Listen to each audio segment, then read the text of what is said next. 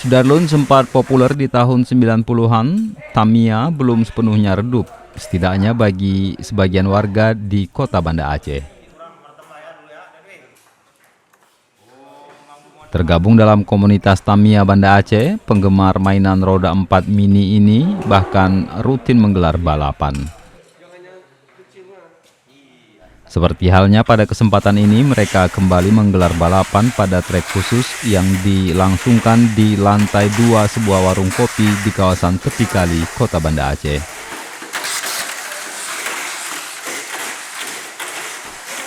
Sebelum memulai balapan, pemilik Tamiya memiliki cara masing-masing mempersiapkan jagoannya agar menjadi yang tercepat.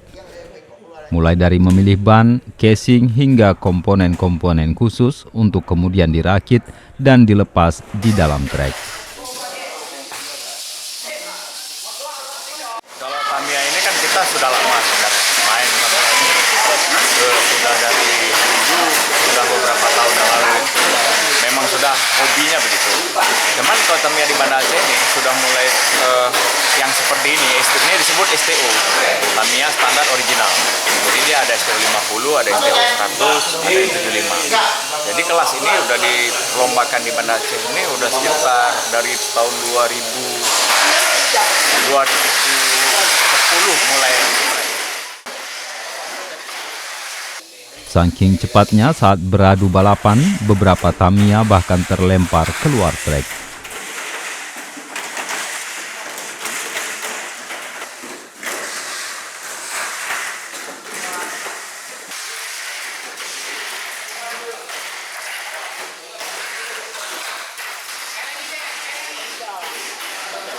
Di sisi lain, biaya yang dikeluarkan demi menjadikan mainannya bisa diandalkan juga tak tanggung-tanggung, bisa mencapai puluhan juta rupiah. Memang saya suka di otomotif awalnya. Jadi memang walaupun ini otomotif tempatnya anak-anak ya kan. Anak saya pun tahu awalnya guys, memang saya hobinya otomotif.